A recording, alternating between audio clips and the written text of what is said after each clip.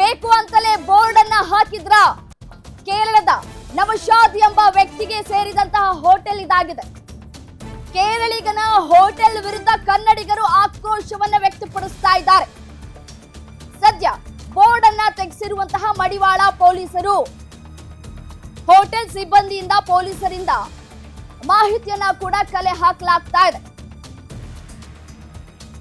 Digital sign board ಅನ್ನ ವಶಕ್ಕೆ ಪಡ್ಕೊಂಡಿದ್ದಾರೆ ಪೊಲೀಸರು. ಜಿಎಸ್ ಸ್ಯೂಟ್ಸ್ ನ ಮ್ಯಾನೇಜರ್ ಅನ್ನ ಪೊಲೀಸರು ವಶಕ್ಕೆ ಪಡ್ಕೊಂಡಿದ್ದಾರೆ. ಪ್ರಕರಣವನ್ನ ದಾಖಲಿಸಿಕೊಂಡು ತನಿಖೆಗೆ ಪೊಲೀಸರು ಸಿದ್ಧತೆಯನ್ನ ಮಾಡಿಕೊಳ್ತಾ ಇದ್ದಾರೆ. ಕೇರಳದಿಂದ ಬಂದಂತವರು ಇಲ್ಲಿ ನೋಡಿ ವಶಪಡಿಸಿಕೊಳ್ತಾ ಇರುವಂತಹ ದೃಶ್ಯವನ್ನ ಗಮನಿಸ್ತಾ ಇದ್ರಿ. ಪದೇ ಪದೇ ಕನ್ನಡಕ್ಕೆ ಅವಮಾನ ಮಾಡ್ತಾ ಇದ್ರೆ ಎಷ್ಟು ಅಂತ ಸಹಿಸೋದಕ್ಕಾಗತ್ತೆ? ಕೇರಳದಿಂದ ಬಂದು ಕರ್ನಾಟಕದಲ್ಲಿ ನೆಲೆಯೂರಿ ಹೋಟೆಲ್ ವ್ಯಾಪಾರವನ್ನ ಮಾಡಿಕೊಂಡು ಕನ್ನಡಕ್ಕೆ ಅವಮಾನವನ್ನ ಮಾಡಲಾಗಿದೆ.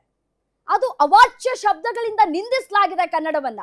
ಕನ್ನಡ ಬರೆಯೋಕ್ ಬರ್ಲಿಲ್ವಾ? ದಯವಿಟ್ಟು ಕನ್ನಡವನ್ನ ಉಪಯೋಗಿಸ್ಲೇಬೇಡಿ. ಬರೆಯೋಕ್ ಬರ್ಲಿಲ್ಲ ಅಂತಂದ್ರೆ ದಯವಿಟ್ಟು ಕನ್ನಡ ಪದವನ್ನ ನಿಮ್ಗೆ ಇಷ್ಟ ಬಂದಂಗ್ ಬಳಕೆ ಮಾಡ್ಕೊಳ್ಬೇಡಿ. ರಕ್ತ ಕುದಿಯುತ್ತೆ ನಮಗೆ. ಪ್ರತಿ ಬಾರಿಯೂ ಕೂಡ ನೀವು ಮಾಡಿದಂತಹ ಕನ್ನಡಕ್ಕೆ ಅವಮಾನಗಳನ್ನ ಮಾಡ್ಕೊಳ್ತಾ ಬರ್ತಾ ಇದ್ರೆ ಅದನ್ನ ಸಹಿಸಿ ಕ್ಷಮಿಸಿ ನಿಮಗೊಂದು ಬದುಕನ್ನ ಕಟ್ಕೊಳ್ಳೋದಕ್ಕೆ ಅವಕಾಶವನ್ನ ಕೊಡ್ತಾ ಇದ್ದಾರೆ ಕರ್ನಾಟಕದವರು, ಕರ್ನಾಟಕದ ಜನತೆ. ಅದನ್ನ ಮರಿಬೇಡಿ. ತಿನ್ನೋದಕ್ಕೆ ಅಲ್ಲಿ ನಿಮ್ಮ ಕೇರಳದಲ್ಲಿ ಅನ್ನ ಇರಲ್ವಾ? ಅಲ್ಲಿ ದುಡಿಮೆ ಮಾಡ್ಕೊಳ್ಳೋದಕ್ಕೆ ನಿಮ್ಗೆ ಯೋಗ್ಯತೆ ಇರಲ್ವಾ? ಕರ್ನಾಟಕಕ್ಕೆ ಬಂದು ಈ ರೀತಿಯಾಗಿ ಕನ್ನಡಕ್ಕೆ ಅವಮಾನ ಮಾಡ್ತೀರಿ ಅಂತಂದ್ರೆ ನಿಮ್ಮನ್ನೆಲ್ಲ ಗಡಿಪಾರು ಮಾಡಬೇಕು. ಇದಕ್ಕೆ ಸರಿಯಾದಂತಹ ಶಿಕ್ಷೆಗಳು ಕೂಡ ಆಗ್ಬೇಕು. ಪದೇ ಪದೇ ಕನ್ನಡ ಅಂತಂದ್ರೆ ಅಷ್ಟು ಅಸಹ್ಯನಾ ನಿಮ್ಗೆ ಅಂತ? ಕನ್ನಡ ಮಾತಾಡಿ ಅಂದ್ರೆ ಇಲ್ಲ ನಾವು ಕನ್ನಡ ಮಾತಾಡಲ್ಲ, ನಮಗ್ ಬರೋ ಭಾಷೆನೇ ನಾವು ಮಾತಾಡ್ತೀವಿ ಅಂತೀರಿ. ನಿಮ್ಮನ್ನ ನಾವು ಎಷ್ಟು ಅಂತ ಅಡ್ಜಸ್ಟ್ ಮಾಡ್ಕೊಳ್ಳೋದಕ್ಕಾಗುತ್ತೆ? ಮತ್ತೆ ಇನ್ನೊಬ್ರು ಯಾರೋ ರೈಲ್ವೆ ಸಿಬ್ಬಂದಿ, ಅವರು ಕೂಡ ಹಿಂದಿನೇ ಮಾತಾಡ್ಬೇಕು ಅನ್ನೋಂತ ಮಾತುಗಳು ಕೇಳೋದು. ಬರೀ ಕನ್ನಡಕ್ಕೆ ಅವಮಾನ ಮಾಡ್ತಾ ಇರುವಂತಹ ಘಟನೆಗಳು ಇತ್ತೀಚೆಗೆ ಅತಿ ಹೆಚ್ಚಾಗಿ ಕಾಣ್ತಾ ಇದ್ದೇವೆ. ಯಾಕೆ ಈ ರೀತಿಯಾಗಿ ಕನ್ನಡಕ್ಕೆ ಅವಮಾನವನ್ನ ಮಾಡ್ತಾ ಇದ್ದೀರಿ?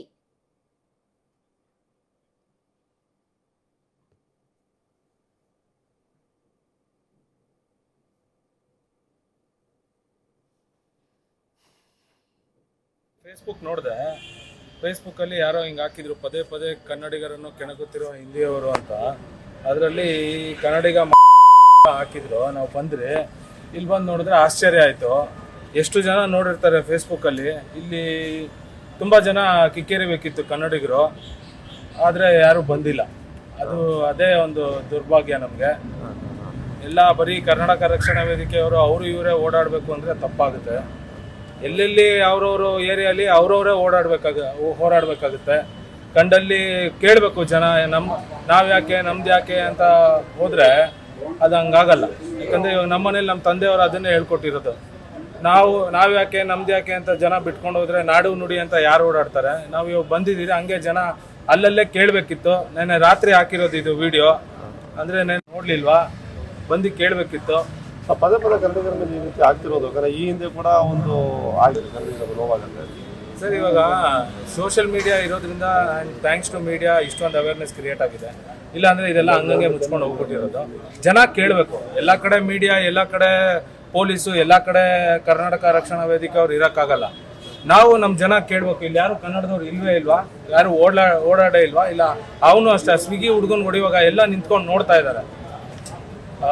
ಆ ಇನ್ಸಿಡೆಂಟಲ್ಲೂ ಅಷ್ಟೇ, ಎಲ್ಲ ನಿಂತ್ಕೊಂಡು ನೋಡ್ತಾ ಇದ್ದಾರೆ. ಹೋರಾಡಬೇಕು, ಕೇಳಬೇಕು, ಮಾಡಬೇಕು, ಏನಾಗ್ತಿದೆ ಅಂತ ಕೇಳಬೇಕು. ನಾವು ಯಾಕೆ ನಮ್ಮ ಪಾಡಾಯ್ತು ಅಂತ ಜನ ಇದ್ರೆ ನಾಳೆ ನಮ್ಮ ಮನೆ ಒಳಗೂ ಬರ್ತಾರೆ ಅಷ್ಟೇ. ನಾನು ಬೆಳಿಗ್ಗೆ ಎದ್ದು ಫೇಸ್ಬುಕ್ ನೋಡಿದೆ. ಫೇಸ್ಬುಕ್ಕಲ್ಲಿ ಯಾರೋ ಹಿಂಗೆ ಹಾಕಿದ್ರು, ಪದೇ ಕನ್ನಡಿಗರನ್ನು ಕೆಣಕುತ್ತಿರುವ ಹಿಂದಿಯವರು ಅಂತ. ಅದರಲ್ಲಿ ಕನ್ನಡಿಗ ಹಾಕಿದ್ರು. ನಾವು ಮತ್ತಷ್ಟು ಡೀಟೇಲ್ಸ್ ನೀಡ್ತಾ ಹೋಗ್ತಾರೆ. ಇದೇ ವಿಚಾರಕ್ಕೆ ಸಂಬಂಧಪಟ್ಟಂತೆ ನೇತ್ರಾವತಿ ಫೋನ್ ಸಂಪರ್ಕದಲ್ಲಿದ್ದಾರೆ. ಎಸ್ಸೇನು ನೇತ್ರಾವತಿ, ಪದೇ ಕನ್ನಡಕ್ಕೆ ಅವಮಾನವನ್ನ ಮಾಡಲಾಗ್ತಾ ಇದೆ. ನಾವು ಕನ್ನಡಿಗರು ಅಂತ ಹೇಳ್ಕೊಳ್ಳೋಕೆ ಹೆಮ್ಮೆ ಪಡ್ತೀವಿ, ಬಟ್ ಆದ್ರೆ ಇವ್ರು ಯಾರು ಕೂಡ ಯೋಗ್ಯರಲ್ಲ ಅನ್ನೋದು ಪದೇ ಸಾಬೀತಾಗ್ತಾ ಇದೆ. ಎಸ್ ರಮ್ಯಾ, ಏನು ಕನ್ನಡ ಮತ್ತು ಕನ್ನಡಿಗರಿಗೆ ಸ್ವಾಭಿಮಾನಕ್ಕೆ ಧಕ್ಕೆ ಆಗ್ತಿರುವಂತದ್ದು ಇದೇನ್ ಮೊದಲೇನಲ್ಲ. ಈ ಹಿಂದೆ ವಿಂಗ್ ಕಮಾಂಡರ್ ಆಗಿರಬಹುದು, ಮತ್ತೆ ನಾವೇ ಬೆಳೆಸಿದಂತಹ ಸೋನು ನಿಗಮ್ ಆಗಿರಬಹುದು, ಇವರೆಲ್ಲರೂ ಒಂಥರ ಕನ್ನಡಕ್ಕೆ ಮತ್ತೆ ಕನ್ನಡಿಗರಿಗೆ ಧಕ್ಕೆಯನ್ನ ತಂದಿರುವಂತದ್ದು. ಈಗ ಏನು ಈ GS ಸೂಟ್ಸ್ ಅನ್ನೋ ಹೋಟೆಲ್ ಏನಿದೆ, ಈ ಹೋಟೆಲ್ ಪ್ರಾಪರ್ ಇದರ ಮಾಲೀಕ ಬಂದು ಕೇರಳದವರು. ಸೊ ಇಲ್ಲಿ ಕೋರಮಂಗಲದಲ್ಲಿ ಇರುವಂತಹ ಈ ಹೋಟೆಲ್ ಏನು ಇವಾಗ ಡಿಸ್ಪ್ಲೇನಲ್ಲಿ ಕನ್ನಡಿಗರಿಗೆ ಒಂದು ಅವಮಾನಕಾರಿ ಮತ್ತು ಅವಹೇಳನಕಾರಿ ಪದವನ್ನ ಡಿಸ್ಪ್ಲೇ ಮಾಡಿದ್ದು. ಇವಾಗ ಕೇಳಿದ್ರೆ ಏನು ಅದು ಡಿಸ್ಪ್ಲೇ ಹ್ಯಾಕ್ ಆಗಿತ್ತು ಅನ್ನುವಂತಹ ಒಂದು ಸಬೂವನ್ನ ಕೂಡ ಹೋಟೆಲ್ ಮಾಲೀಕರು ನೀಡ್ತಿದ್ದಾರೆ ರಮ್ಯಾ. ಡಿಸ್ಪ್ಲೇ ಹ್ಯಾಕ್ ಆಗತ್ತೆ ಅಂತಂದ್ರೆ ಅದ್ ಯಾರು ನಂಬುವಂತ ವಿಚಾರನ ಅಂತ ನಾವೇನ್ ಮೂರ್ಖರ ಅಂತ ಹೇಳಿ ನಮ್ಮನ್ನ ಬಕ್ರ ನೋಡ್ತಾ ಇದ್ದಾರಾ? ನಾವೇನ್ ಬಕ್ರಗಳ? ಈ ಒಂದು ವಿಚಾರವನ್ನ ಮುಚ್ಚಿ ಹಾಕೋದಕ್ಕೆ ಈ ರೀತಿಯಾದಂತಹ ಒಂದು ಸಬೂಬನ್ನ ಹೇಳ್ತಾ ಇರುವಂತದ್ದು ರಮ್ಯಾ. ಏನು ಡಿಸ್ಪ್ಲೇ ಹ್ಯಾಕ್ ಆಗಿತ್ತು, ಡಿಸ್ಪ್ಲೇ ಏನು ಅದರ ಏನು ಡಿಸ್ಪ್ಲೇ ಅಲ್ಲಿ ಪ್ಲೇ ಆಗೋದು ನಮ್ಮ ಅಥಾರಿಟಿ ಇಲ್ಲ ಅಂತ ಹೇಳ್ತಿರೋದು ರಮ್ಯಾ. ಈಗಾಗಲೇ ಏನು ಮಡಿವಾಳ ಪೊಲೀಸರು ಇಲ್ಲಿಗೆ ಸ್ಥಳಕ್ಕೆ ಬಂದು ಪರಿಶೀಲನೆಯನ್ನ ನಡೆಸಿ ಮ್ಯಾನೇಜರ್ ಸಹಿತ ಓರ್ವ ಸಿಬ್ಬಂದಿಯನ್ನು ಕೂಡ ವಶಕ್ಕೆ ಪಡೆದಿರುವಂತದ್ದು ರಮ್ಯಾ.